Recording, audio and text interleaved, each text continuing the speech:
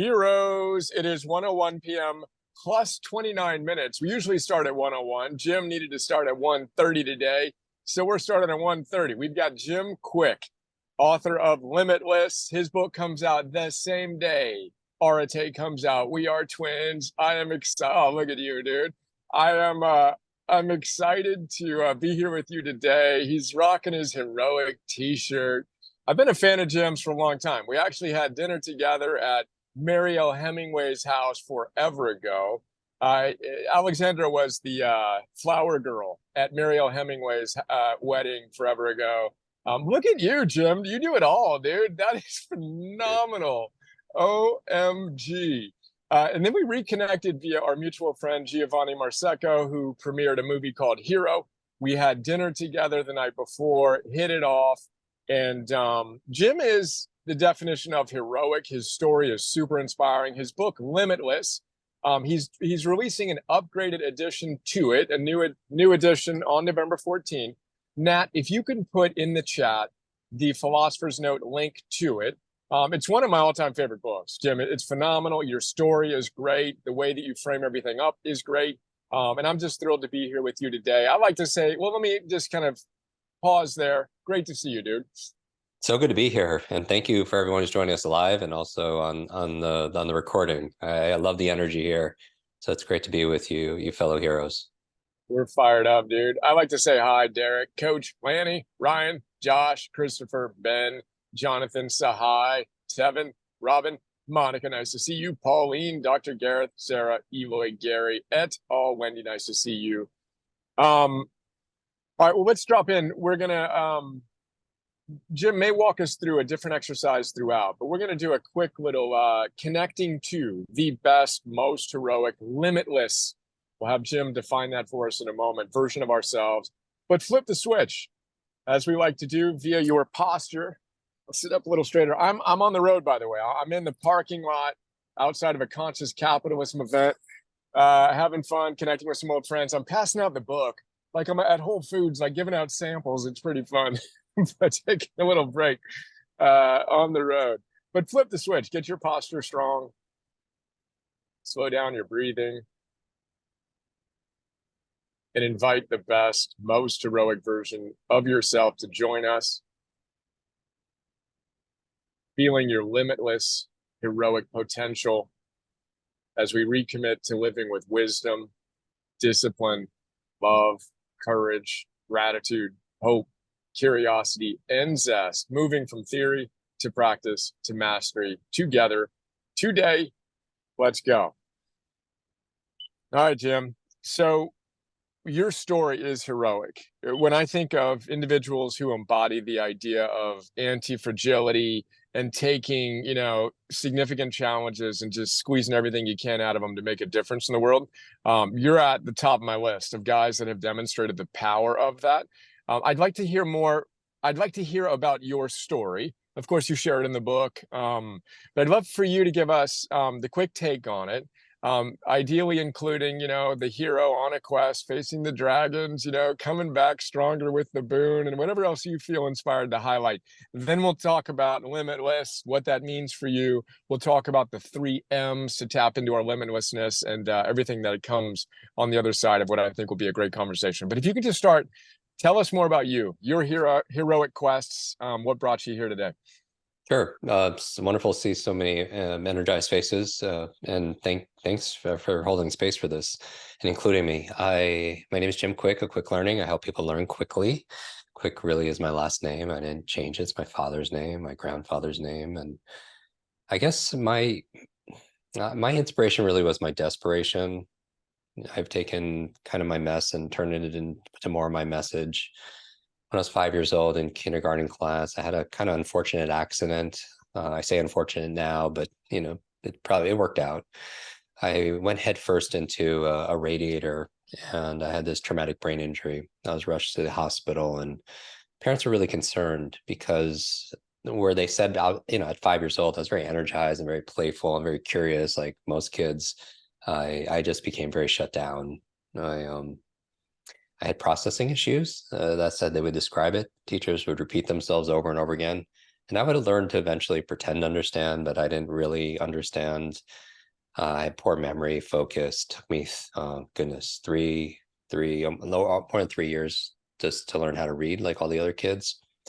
Um, a defining day when I was 9 years old, I was in class and I was being teased more than usual, and because I was just slowing down the class. And a teacher pointed to me, came to my defense. All I remember her saying, she pointed to me and said, "That leave that kid alone. That's the kid. That's the boy with the broken brain." And that label, became my limit. And from there, it was just struggle. I was just always embarrassed and had a lot of doubt. I was very fearful of being called on in class, if that makes sense, because I never knew the answer.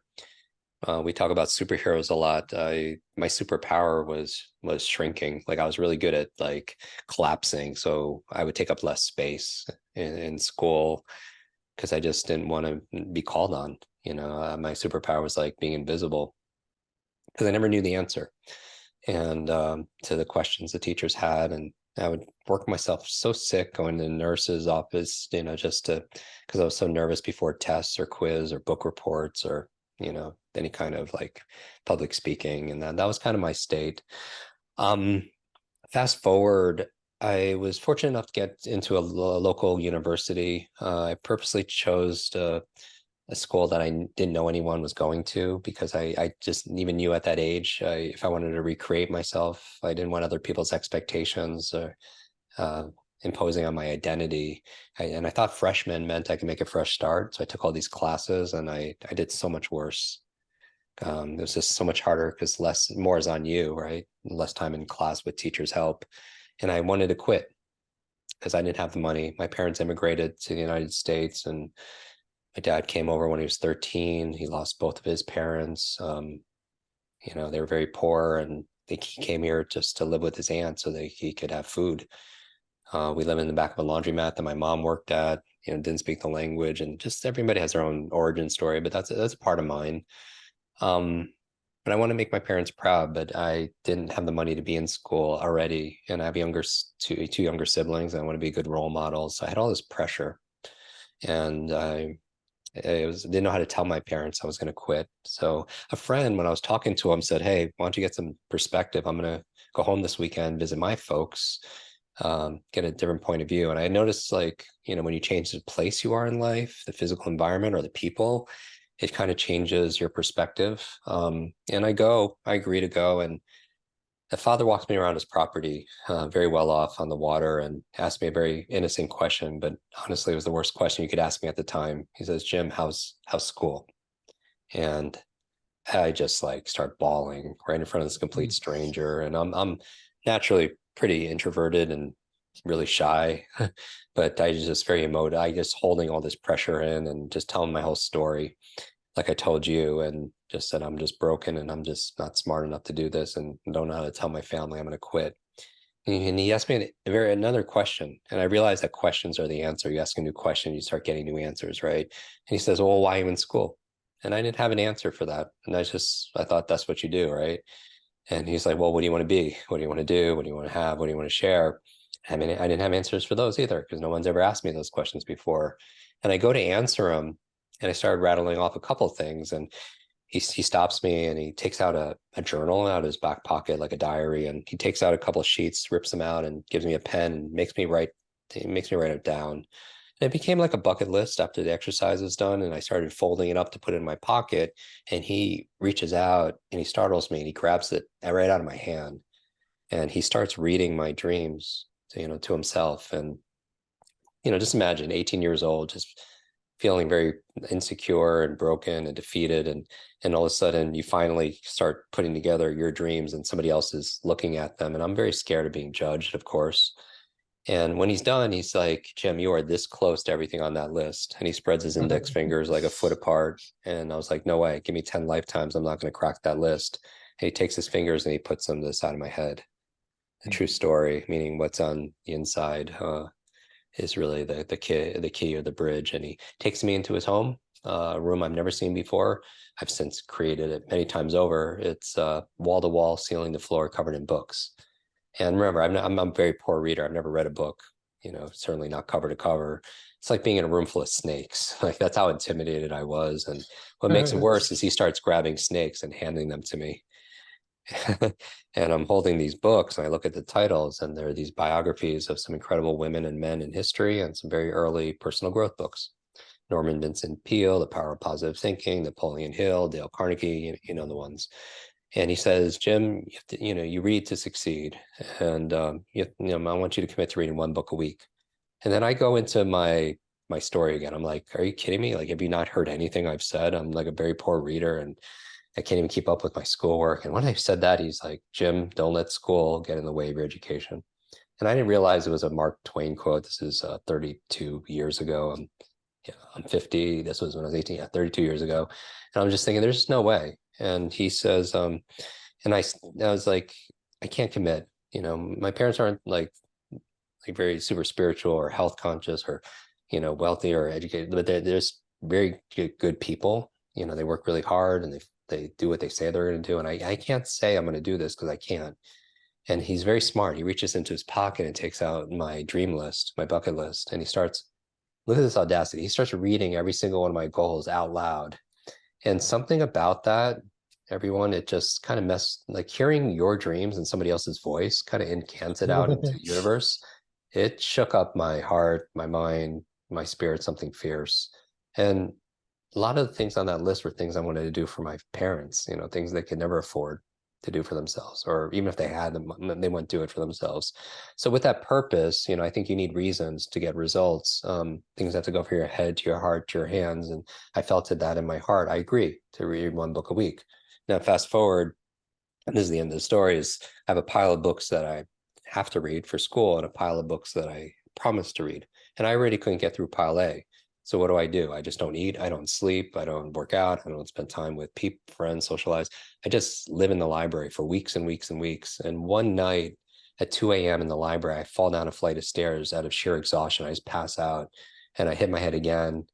I woke up in the emergency room, the hospital, like 2 days later. I was hooked up to all these IVs. I'm very malnourished, dehydrated. I was down to 117 pounds. I lost an incredible amount of weight. I thought I died, and it was the darkest time in my life, where I really felt like worthless. And when I had that thought, the nurse came in with a mug of tea, tea drinker, and on it was a picture of Albert Einstein, pretty smart person. And on it was this quote that really spoke to me. And it said, the same level of thinking that has created your problem won't solve your problem. And it just made me ask a new question, like, what is my problem? Well, I have a broken brain. I'm a very slow learner. Well, I was like, well, how do I think differently about it? Like Einstein says. And I was like, well, maybe I could fix my brain. Maybe I could learn how to learn better, right? And I thought, where do you do that? I thought school, right? School teach you. And I asked the nurse for a course bulletin. I look at all the classes, and they're all classes on what to learn: math, history, science, Spanish. But there's zero classes on how to learn. And I realized that was a big gap in education for a lot of people. And so I put my schoolwork aside. I started studying these books that was given by my mentor. And I started studying also about the brain and learning, and not just the latest brain science, but I wanted to know, what did ancient civilizations do before there were printing presses and, the web, internet and all the whatever. And I started getting answers. And about, studying speed reading and ancient mnemonics and adult learning theory, multiple intelligence theory, a light switch flipped on, and about 60 days in, and I just started to understand things for the first time. I mean, it just started to read, started to retain, started to do better in school, and my life started to improve. And because of it, I couldn't help but help other people, because maybe because I was suffering for so long, sitting in class, marginalized, I would just watch people, and I could really, I had high levels of empathy for people who are suffering. And I feel a moral obligation to do what I do.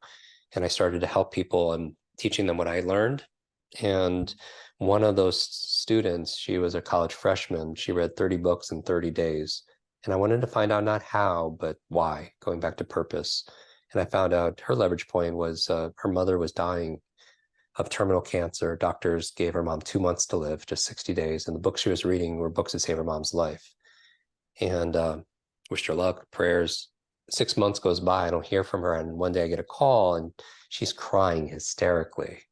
And when she finally stops, I find out they're tears of joy that her mother not only survived, but it's really getting better. Doctors don't know how, they don't know why. All the doctors were saying it was a miracle, but her mother attributed 100% to the great advice she got from her daughter, who learned it from all these books. And in that moment, I realized that if knowledge is power, then learning is our superpower. And it's a superpower we all have. You know, lots of times we're just not shown how to access that power and purpose. So yeah, I've dedicated every day of my life since then to helping build better, brighter brains. No brain left behind, and that's why I do what I do. Dude, oh, the hero on his journey gets a guide, gets buddies, is driven by love and purpose and protecting those that they love and want to serve. What a great story, and what a well-told great story. All right, so then uh tell us about some of the fun things that have come on the other side of that. So you have now had the opportunity to work with some of Hollywood's elite and others of influence, and in many ways significance culturally. Just tell us about some of the fun things there, um, superhero and otherwise, and then we'll kind of transition to Limitless and some of the Oh, wow. core things that you teach now. Okay. Thank you. I don't know if I could pull up something, but yeah, I would say that fun things like we judge everything by impact. We have our team is small in people, but we're really big in purpose. And Kimmy, I love that photo of us. Um, yeah, we start our days. We have our team is a few dozen people, and we started by going into our Slack channel, and we have one that's called Joy Stories, and everybody uploads them on that in our private Facebook group and our social media and all the messages and videos that people send us. So everybody on the team, that's how we start our day. Because it just kind of taps us into the things that matter most. Our work expresses itself in different ways. We have a podcast, we have books, we have social media, we have the largest online accelerated learning platform in the world, teaching accelerated learning, speed reading, memory enhancement, all the superpowers I felt like should have been taught back in school. Yeah, one of the notable ones that I mentioned in the book, so it would be a little bit for those of you who've heard it, but the quick of it was in 2013, I do a lot of corporate training at like Facebook and Nike and Google and places like that, helping them focus on mental fitness. I believe that our brains are our number one wealth building, asset that we have. It just doesn't come with an owner's manual, and it's not user friendly. So if you struggle with overload or forgetfulness or distractions, there are things people could do, and we have more resources than we realize. So I do this corporate training for a film studio that I get called to do, and it's a Friday, and that morning I crush it. And it's like one of the, I'm so proud. It was one of my best trainings, and part of it was when I was going to that room, I saw all these movie posters of the hero's journey, right? Yeah, like Star Wars and Avatar and all these, and kind of put me in that kind of childlike state of play, and so I really delivered. Afterwards, the chairman of the film studio says, "That was amazing. Thank you so much. And I'd love to give you a tour." And he gives me a tour of the film lot, which I've never been on before. And I saw this movie poster. Some of you know the story of Wolverine. And I made this comment, and I can't wait for that to come out because it wasn't coming out for a few months. And he picks up his phone, and 5 minutes later, I'm in his private theater watching Hugh Jackman fight all these super ninjas, which is like the best Friday afternoon ever. And then afterwards, he comes to get me and says, "How was the movie?" And I was like, "This is great. I liked it better than the first." And I start, because I'm in that childlike state, right, where I'm not filtering, I'm just kind of raw. I was like, "You don't know this, but I couldn't read as a child. I taught myself how to read by reading comic books, something about the stories, hope, gave me hope and help and inspired me to learn and put me on this journey." And my favorite comic book was Wolverine and his fellow X-Men, not because they're the strongest, because I don't think they are, but they didn't fit in, right? They're mutants, and I felt like I didn't fit in as a child. And the highlight was when I'm reading underneath the covers when my parents thought I was sleeping one night, is that the X-Men school, some of you know who are comic book geeks like me, is in Westchester, New York, and I lived in that area. And so on the weekends, I was telling him when I was 9 years old, I used to ride my bicycle every weekend searching for this school. because it was real to me, because I wanted to escape my pain and my, my world. And I wanted to find my superpowers. I want to find the people like my super friends. And I'm telling this to him, and he's like, Jim, I didn't know all that. We have another 30 days of filming the new X-Men movie, Days of Future Past in Montreal. Do you want to go on set? And I was like, are you kidding me? That would be a dream come true, right? But what I was like, but I'm always wanted energy exchange, a fair energy. I was like, but what can I do for you? He's like, do what you did for us. Teach them how to speed read scripts, memorize lines, be focused on set. And I was like, I could totally do that. So the next morning on that Saturday, I get on their plane, and they call it the X Jet, and I'm the last one on, and the entire cast of X-Men is waiting on that plane. And I don't even see Hugh Jackman and Patrick Stewart. I see Wolverine, Professor X, and I'm sitting between Halle Berry and Jennifer Lawrence, and we're flying to Montreal, right? And I'm doing all this brain training, the cast and crew. And when we land the next day, the very first shot that they filmed took place in the X-Men school. And I don't know, just like I was still in a like perpetual 9-year-old self.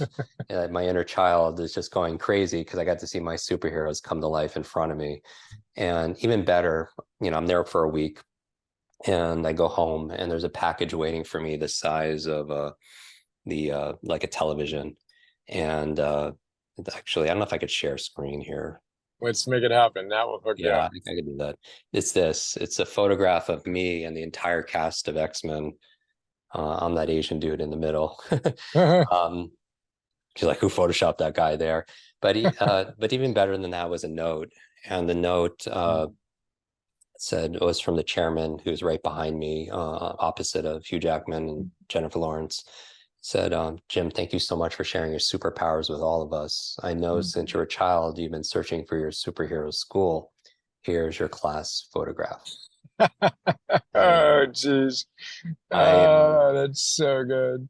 I get goosebumps saying it. I I got call them, tears in my eyes, I call dude. them That's truth so good. bumps, but it's, I obsessed about that, finding that school. And, I just want to remind us that our mind, you are the greatest project you're ever going to get to work on, and we have to take time sometimes and make time to create magic.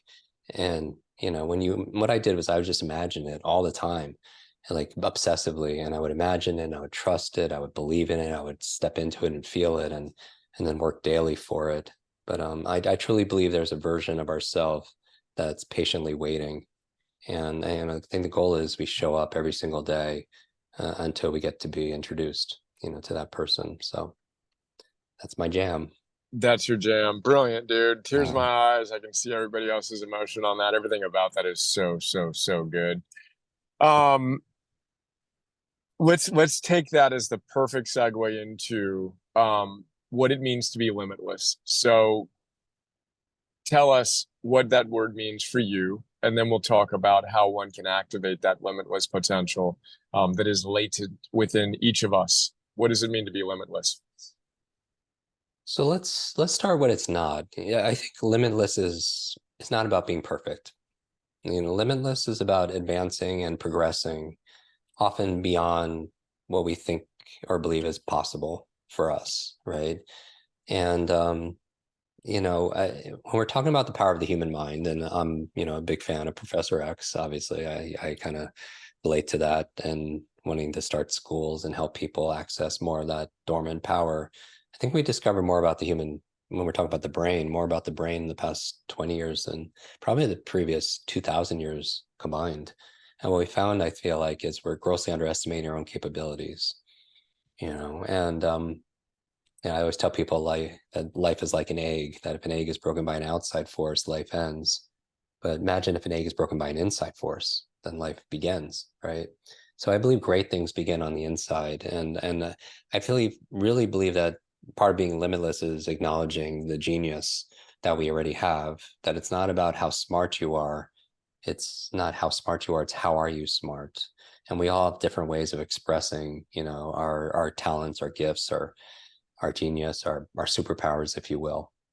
And that's really what Limitless is about. It's about accessing, one of the superpowers that we have, which is the power of our minds. Because you think about the superpowers of creatures in nature, right? Some creatures have the superpower of flight. Some could breathe underwater. Some are really strong, and some could spin webs, and some could, could go really fast. And we can't do any of those things. But because of the power of our mind, that superpower, we can fly, and we can go underwater, and we can go really fast. And our brains just don't come with an owner's manual. It's not always user friendly. So I feel like, we teach something called the Limitless model, which are, three forces that will help to unlimit us, where we could redraw the borders and boundaries of what's possible. And certainly it's full of methodology, how to read faster and improve your memory and your focus and problem solve and get in flow states and optimize your sleep, all that good stuff. But really what it is, it's about, I think life is difficult sometimes for one of two reasons. And I don't know if everyone can relate to this or someone can relate to this. Life is difficult for one of two reasons. Either you're leaving your comfort zone, and I don't know how many of you are leaving your comfort zone in some area, your health, your wealth, your connection, your relationship, whatever. But I also think life is also difficult, not only when you're leaving your comfort zone, but when we're staying in our comfort zone. And sometimes, it takes outside forces. Like with me, my two biggest challenges were learning and this fear of public speaking. And life has a sense of humor, because what do I do every day is I, public speak on this thing called learning. But I do believe our struggles can lead to strengths, can lead to our superpowers, that adversity can be an advantage. If you dissect any of the superheroes that I'm very fond of, they all had a major adversity. Many of them were orphaned, right? Batman, Superman, and Spider-Man, and and few of them are very perfect, and they had their own challenges. Tony Stark was an alcoholic. I mean, there just goes on and on. But we all face these inner challenges, and it's usually in the book, it opens up actually with the hero's journey, kind of walks through the stages, and I want people to be the hero, of their own story. So yeah, that's what Limitless is. It focuses on optimizing and unlimiting your mindset, upgrading your motivation, and providing you with the methods to advance your learning in your life. Again, brilliant. And so much we can explore. Let's go to the hero's journey, and then I Yeah. want to go into those 3 M's. But give us the arc, of the good hero's journey. As you held up the book, it's structured around these ideas, and each of us being the hero of our own story. Give us your take on it, if you will. Yeah, I mean, I simplified it to kind of fit our content, but if you look at it, it's like, and I can't, man, maybe have this on digital somewhere, and it's definitely online, but the first stage is free your mind. And this is what, for me, it's kind of like the Matrix, like free your mind. This was the call to adventure, because I feel like Luke Skywalker or Dorothy, guy followed that calling. Then I follow those 3 M's into this. So for me, the initiation is the mindset, because I think everything first starts in the mind. I think we live in the millennium of the mind, and often all our behavior is belief driven. If you think you can or think you can, either way, you're right. But part of that, as I'm going through the model at the same time, our mindset are the set of assumptions and attitudes we have about something. But so many people want to go right to the methods. And even at events, like they're like, I'm so glad you're here. And I do these memory demonstrations where I'll, memorize everyone's name or do something like that. But I always tell people, I don't do this to impress you. I just express to you what's possible, because you could do this too, regardless of your age, your background, your gender, history, IQ. We're just not taught. But so many people come to me knowing I'm a memory coach and say, like, I have a horrible memory. I'm just getting too old. And I always say, like, wait, stop. If you fight for your limitations, you get to keep them. Right? They're yours. So much of it lies in our mindset. And the 3 areas that I'm really concerned about are the things like what you believe is possible, what you believe you're capable of, because you could believe it's possible for somebody else, but you're not capable of it. And another one, and if we're going to get really real, is what you believe you deserve. Because somebody, let's say they have a mindset around your set of assumptions and attitudes around money, and it's the root of all evil, or you have to hurt people, then you're not going to use the methods, right? Because the mindset is going to contain you. And that's so, if you imagine yourself in a box where you're not making progress, where you feel stuck, that box has 3 forces. It's 3-dimensional, right? And the 3 forces that contain you are these 3 stages of the hero's journey. the mindset, motivation, and the methods. So motivation for me, and my dogs are a little excited about this concept too, is the revelation. We could go through this. And then the methods are the transformation that actually happens. And then the momentum is kind of like the reward and the return. You come back with the elixir, you come back with the treasure, kind of like what I did in a different way. And I learned these superpowers, and just having a superpower doesn't make you a superhero, right?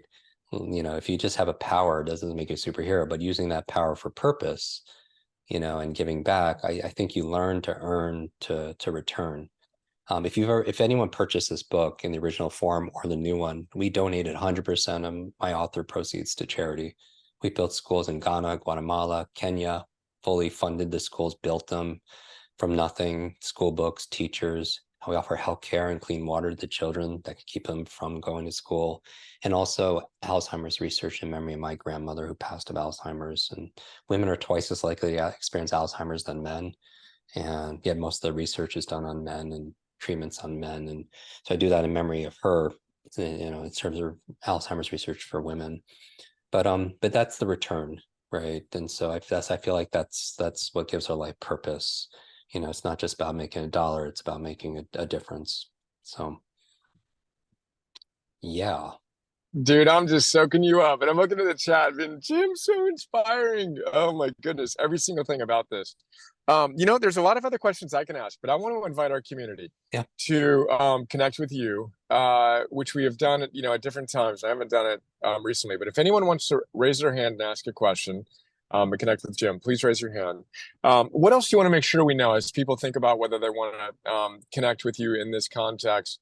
What are the biggest distinctions that you've made that you think would be most helpful for us as we navigate our hero's journey?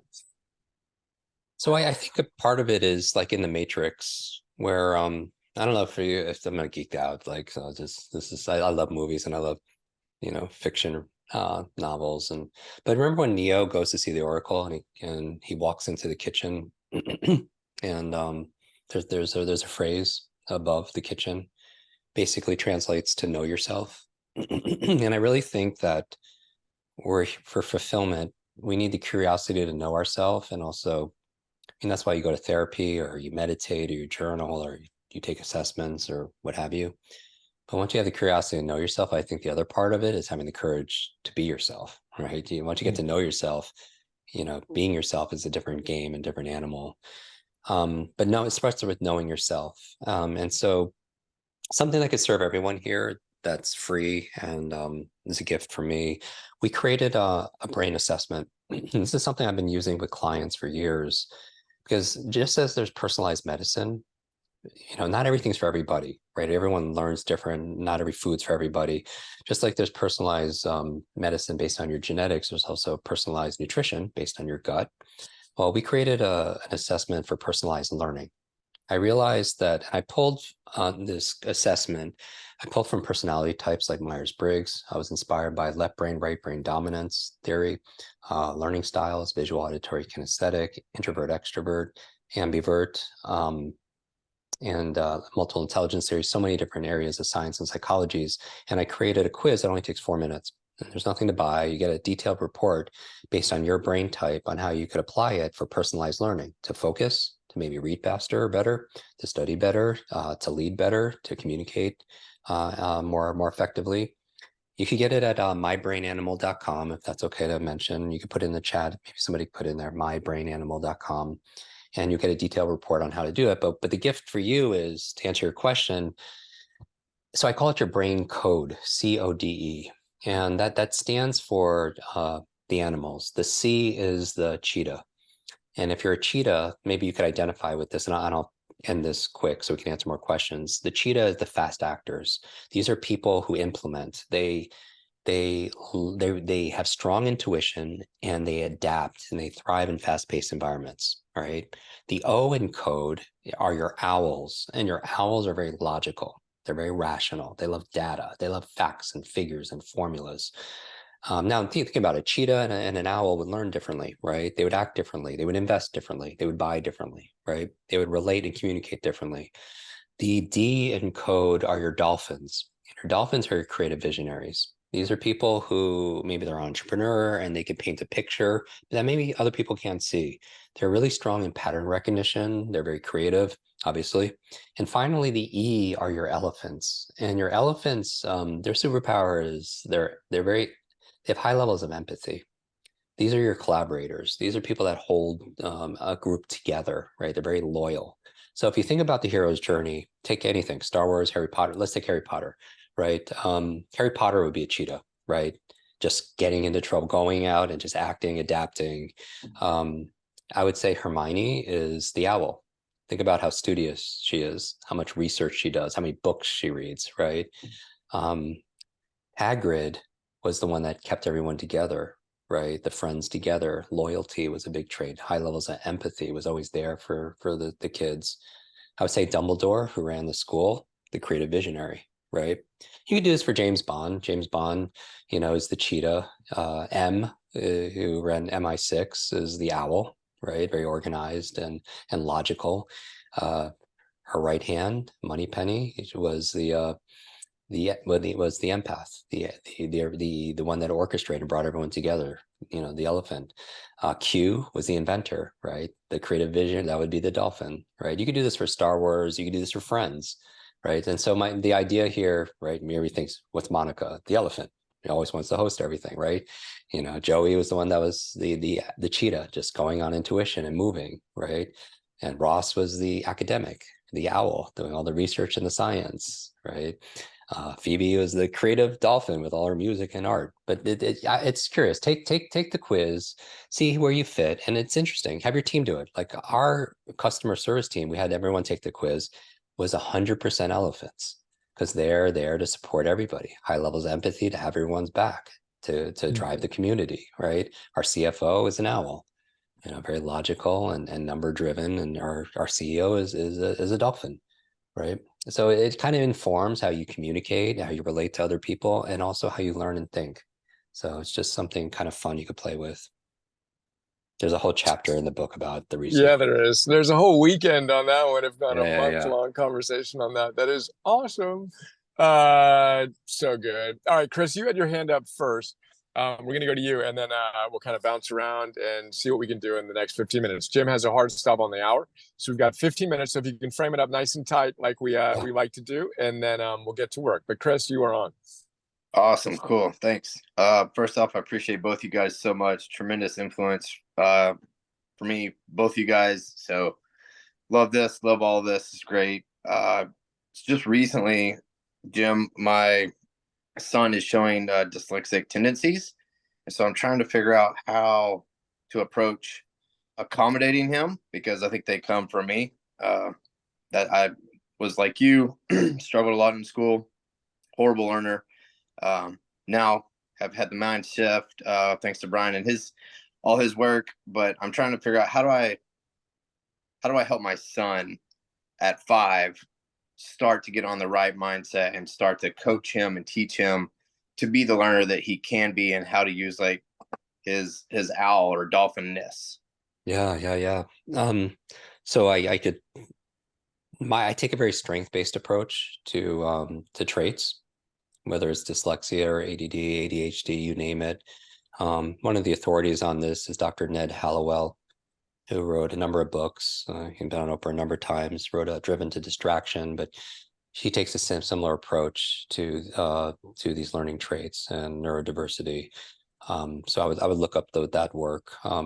We've done a couple of podcast episodes also that would go more in depth. We have our own, podcast, and it's 20 minutes. And so you can search my name, dyslexia. I also have I have the trait where I'm reading something or I'm hearing something, I'll reverse words, maybe because of my head injuries that I had as a child.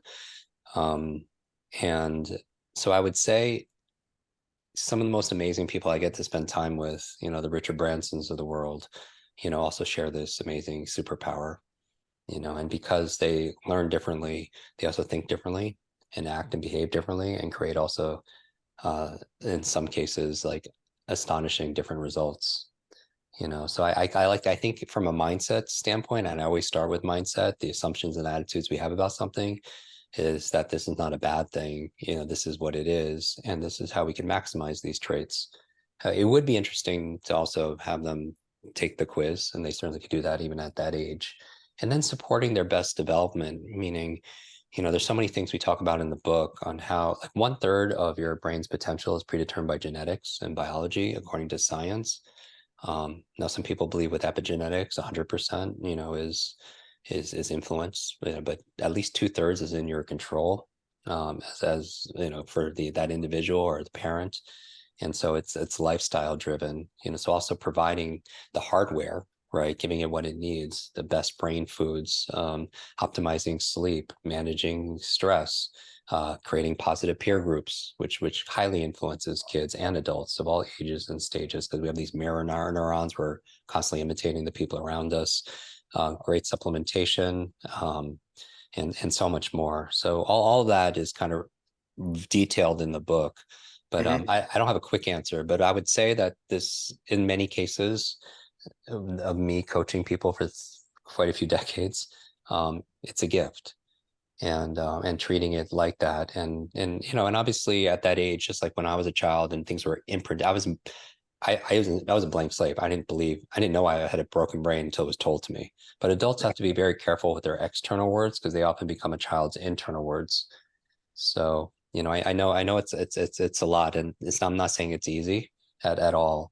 But it also, time will tell. But I also believe in people's potentiality. Maybe that's just my nature, and I have too many case studies and examples of people, going through situations, including my own. So, yeah. Right on. Thank you, guys. Yeah, that's a brilliant response, dude. Love your humility, the wisdom, the strength-based approach, and your book. And then you were generous enough to recommend the other book. Check it out. Nat, if you can make sure that was captured in the chat, that'd be fantastic. Sending love to you and the family, Chris. Day one, all in, let's go. And I'll tell you what, Emerson learned how to build a fire before he knew how to read. He didn't really establish proficiency in reading till like 9 or 10. We're like, whatever. We're not going to pressure him. We're not going to impress anybody with how fast our kid can read. We're going to let him go at his own pace. It wasn't his thing. I pushed it hard when he was really young, and I'm like, it kind of went, and then it kind of didn't. But allowing for that idiosyncratic expression. And then I loved your frame too, of the words we use become their internal words. I'm really hesitant with labels on anything. And then if we're going to use it, it's no, that's a positive thing. Look at Branson. Let's go find the top 10 heroes who have used it to their advantage, and then use those constraints to our advantage. The eating, the moving, the sleeping, the breathing, the focusing become important. But super inspiring, dude. Great question. Appreciate the way you framed it up, and sending love to you and your big guy. Awesome. Thank you guys again. All right, man. Nice beard as well. Very importantly. All right, I'm going to jump up to Leah now, simply because you're double rocking here. We got a flag, we got a t-shirt, we got a hat on as well. We tripling it up. Hi there. Yes. Let's Nice go, to hero. see you. My goodness, all in, folks. I thought I was all in. Yeah. All right, Leah, now if we can frame it up and tap into Jim's beautiful brain, that'd be fantastic. I'm so happy for Jim that I see you with your heroic t-shirt, and my book is ridiculously marked, my Limitless book. And I want to tell you, Jim, I teach very often the 3 M's in my classes, and it's amazing how fast the kids remember what it means, how we have to use. My question for you today is, I am interested in what is the last research in motivation, because it's so important to know it is intrinsic motivation. What kind of motivation do you think it's working best to teach languages right now in this time? So independent of intrinsic or extrinsic motivation, whether it comes from inside or outside, the 3 things I really focus on, my strategies tend to be very practical and pragmatic, and that's what I'm always looking for. While I do all the research, I always want to figure out, how do I translate this in a fun way that people can easily understand, and most importantly, put into play. So the formula for limitless motivation, in my estimation, is P times E times S3. P times E times S3. That's the formula to motivate yourself, or even motivate somebody else. Motivate your kids to brush their teeth, motivate someone to buy or to invest or to get healthy. And you need these 3 forces. So really quickly, the P is purpose. What I was mentioning is, I wasn't committed to reading those books, but then, You know, he really tapped my purpose about helping my family and how this could help my family. So I found a reason, and reasons reap rewards, right? Reasons reap results. Another great book, Simon Sinek, Start with Why, right? Things have to go from your head to your heart to your hands. If you have an idea in your head, you're not acting with your hands, you're not motivated, check in with the second H, which is our heart, right? Because we are not logical as much as we are biological. Think about dopamine, oxytocin, serotonin, endorphins. We are this chemical feeling soup, but you need to feel something. If you don't feel like you want to remember what you read, you're probably not going to remember. If you don't, feel like you want to remember that person's name, without the reasons, you won't get that reward. All right. So I would say first is purpose and tapping into that purpose. Now, somebody could have limitless purpose and still be stalled and not be motivated. They'll procrastinate, put things off, because you need E, which is energy. Now, I believe it's a myth that we have energy. I think it's something we do, right? And taking the nouns in your life and turning them to verbs is a big first principle of Limitless. So you don't have focus, you do it. You don't have a memory, you do it. You don't have creativity, there's a process for creating. And you don't even have motivation, there's a process for motivating yourself. So energy is a big part of that. I have a 10-month-old, and this is our first child. And I haven't slept in weeks, and I would love your sleep tips on this to those who understand this problem. But it affects my motivation to work out. Doesn't that make sense? Because I'm exhausted, and so if you're exhausted, it can make us very unmotivated. If you had a big processed meal, or your kids ate a big processed meal, and they're in a food coma, they're not be very motivated to study, right? So you have to optimize the energy. Right. And so we that's a big part of the book, right? The best brain foods and how to optimize your sleep. And then finally, you could have limitless purpose and limitless energy and still not be motivated, because the evidence you're motivated is you consistently act, right? That's the only evidence, not what you say, right? It's what you show. And so S3 are small, simple steps, because I realize that while people can have purpose and energy, they could still be stalled because this thing they're going for might be intimidating. It might be too big. They want to have 100,000 followers, or make the next unicorn, or meet their soulmate and live happily ever after, or whatever, right? Have the perfect body. And so a small, simple step, maybe you want to motivate yourself to work out, because working out is great for the brain, BDNF, brain-derived neurotropic factors, and helps so many different ways for your brain health. But if you're not doing it, maybe a small, simple step is putting on your running shoes. Right. If your kids aren't flossing their teeth, we just did a podcast with a famed biological dentist and talking about how oral health relates to brain health. And we're talking about flossing. And if you can't get your kids to floss all their teeth, a small, simple step, floss one tooth. Or they won't clean their disaster of a room, get them to put one sock in a hamper. That's a small, simple step. If you want them to read to succeed, right? If you've seen photographs of me with Oprah or Elon or these individuals, if people ask how we bonded over books, right? Because leaders are readers. If you want someone to read, maybe reading a book for 30 minutes a day is too big of a jump, and a confused mind doesn't do anything. Maybe opening up the book is a small, simple step. Maybe reading one line in the book is a small, simple step.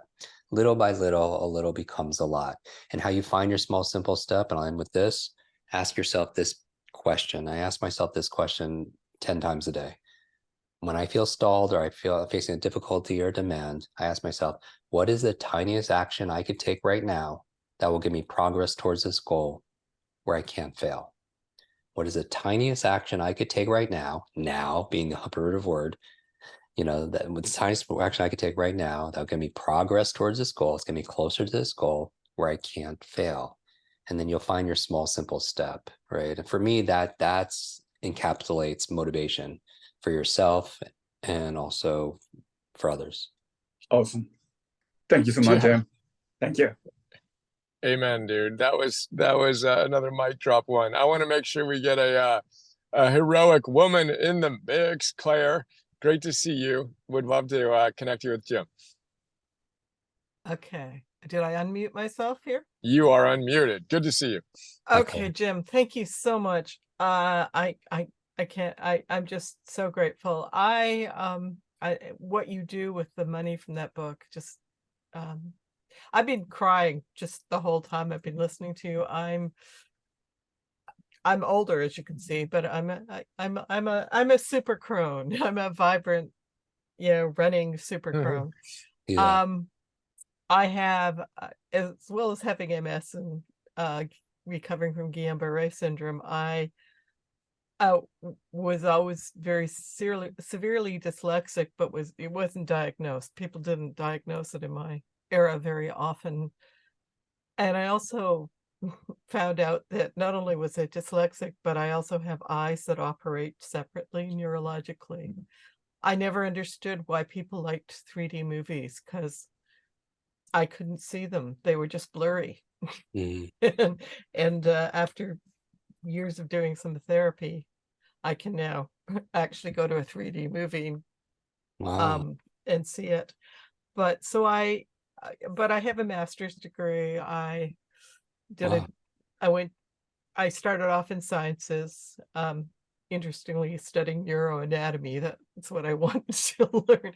But I really was an artist and a sculptor, because the thing about dyslexia mostly is that people who are dyslexic interpret the world three-dimensionally. And then I ended up teaching art and being a professor until I got diagnosed with MS. But what I could always pick out, both in when I taught art history as a lecturer and also when I taught art, I could pick out the dyslexic kids instantly before I'd ever read anything or saw their handwriting, which I can also pick out.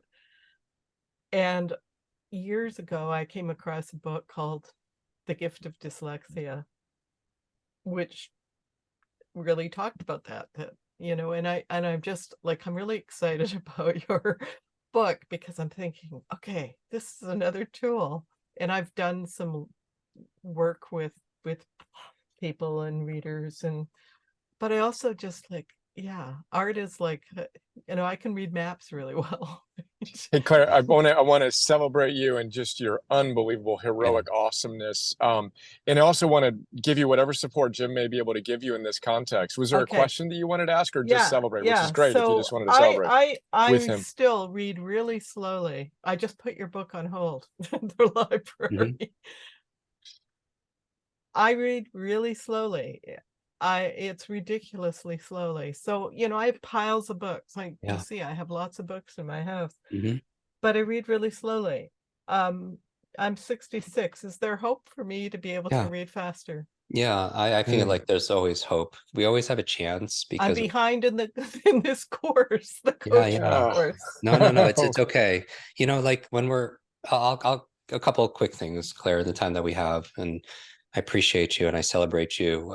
I would say first, celebrate yourself also. When we're hard on ourselves, we think we're more likely to follow through. So if you're in this course and you're falling behind, one way of approaching it is beating ourselves up.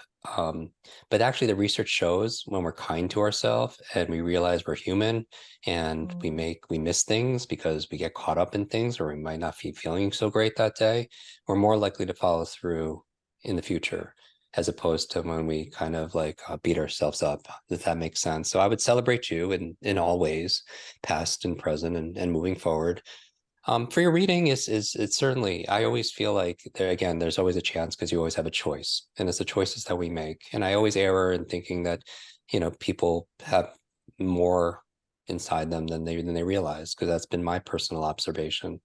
A simple thing you can do with your reading, sometimes we read slowly because we lose focus, right? You back skip and you reread words. And sometimes even just having a visual pacer, a pen with its cap on, and just underlining the words will boost your focus and boost your speed too. In fact, for most of you, if you were to take any book, and just time yourself to read for 60 seconds, underlining the words with your visual pacer, it could be your pen, a highlighter, a mouse on a computer, and then count the number of lines you read in 60 seconds, and then pick up where you left off. Sorry, you read without your finger, and then 60 seconds, you have a baseline, and then use your visual pacer the second time for 60 seconds. For most people, that second number will be a 25 to 50% increase in speed and focus. And so sometimes our eyes, and this because our eyes get distracted by things in the environment, or our mind wanders. Sometimes we're reading too slow, because believe it or not, like if I was to talk really slow throughout this conversation, what would your mind do? It would distract, you would go to sleep, you would think about other things. But those are the same symptoms people have when they read, right? They fall asleep, they think about other things, their mind wanders because it's going too slow. And for most people, your brain's this incredible supercomputer. And if you feed it that slowly, one word, I can't talk that slow, one word at a time, you'll starve your mind and it'll seek entertainment elsewhere in the form of distraction. So I would say honor yourself and also use your finger to help guide you. And there's so many more tips in the book. I'm glad you have it on hold, and I hope you enjoy it. Thank you so much. Yes. Bless you, Claire.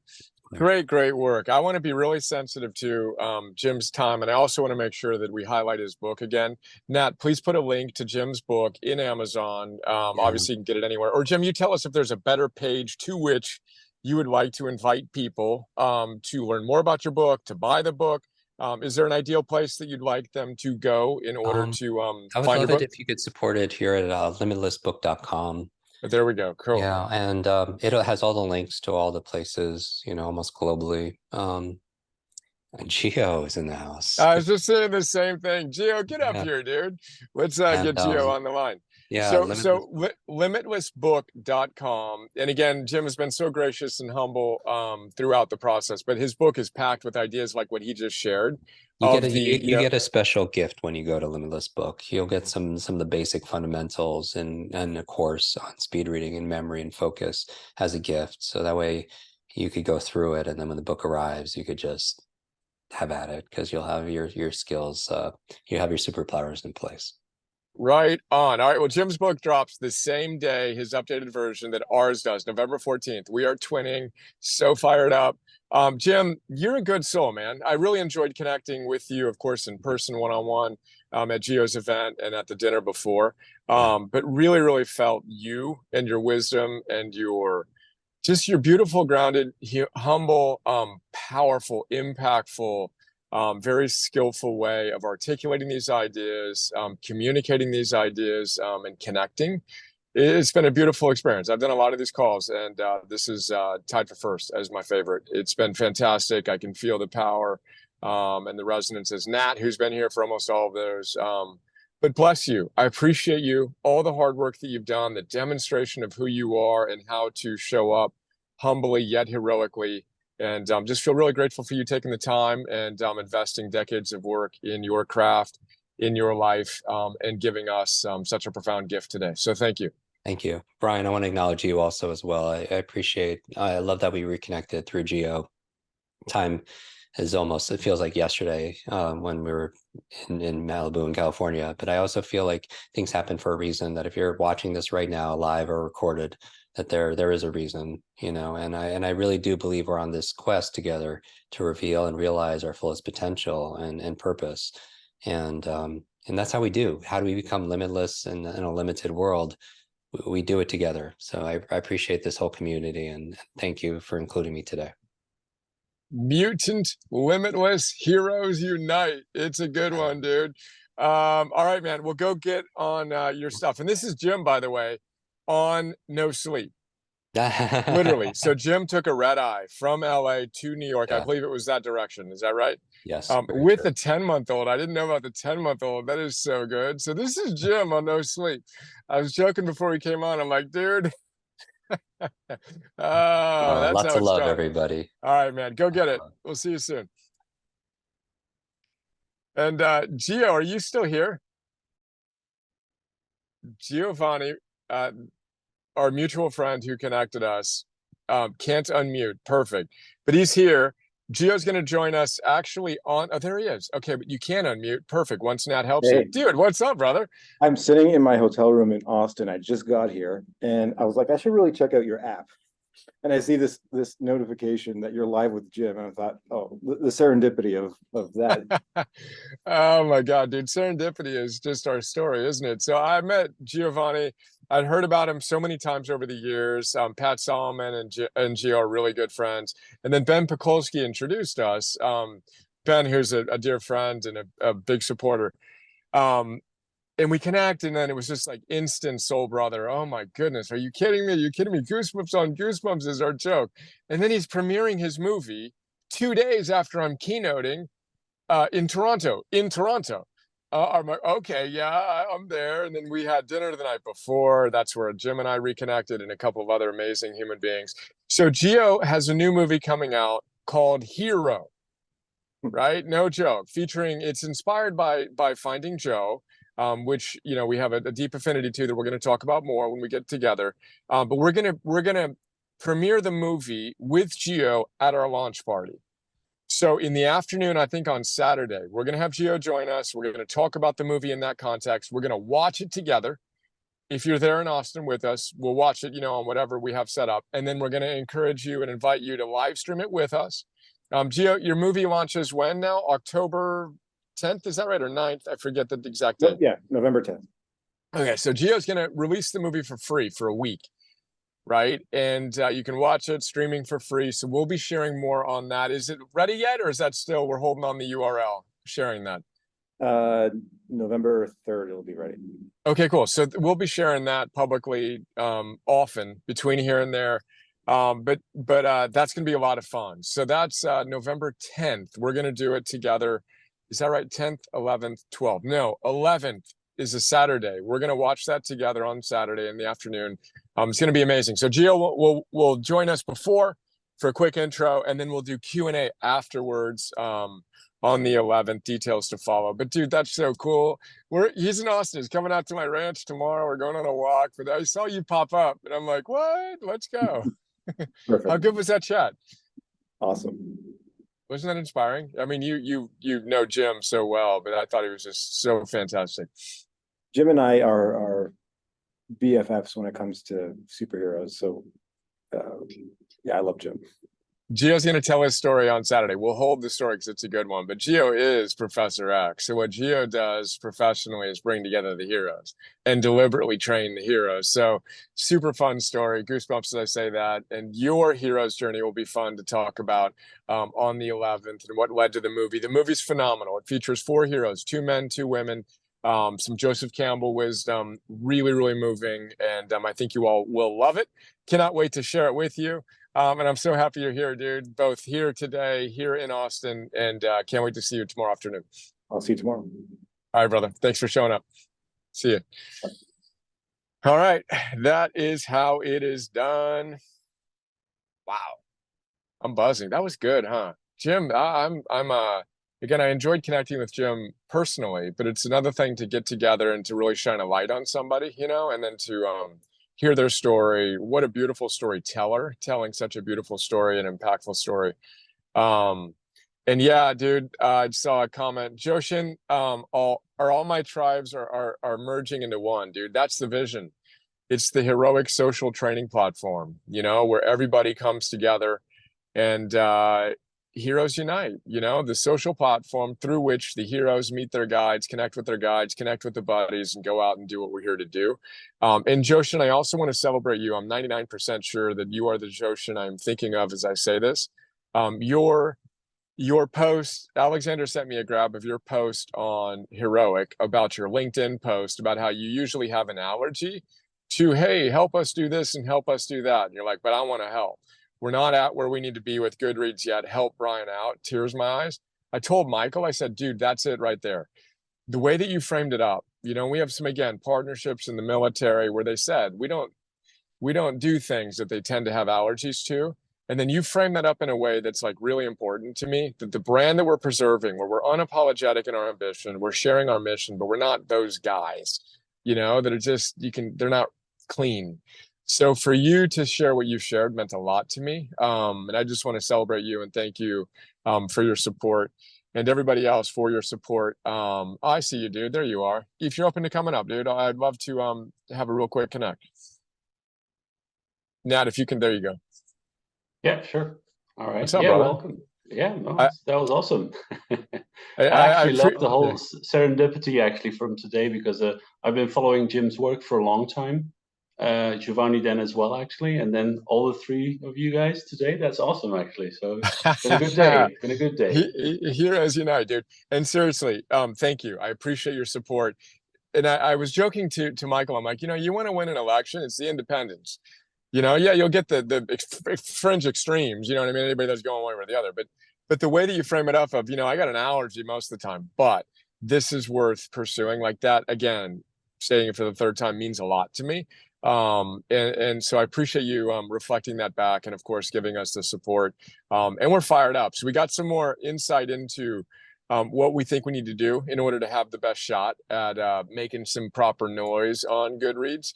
So Awesome. we're going to extend it. I'll just say it right now. We want to not only ask you to put Arete on your want to read shelf.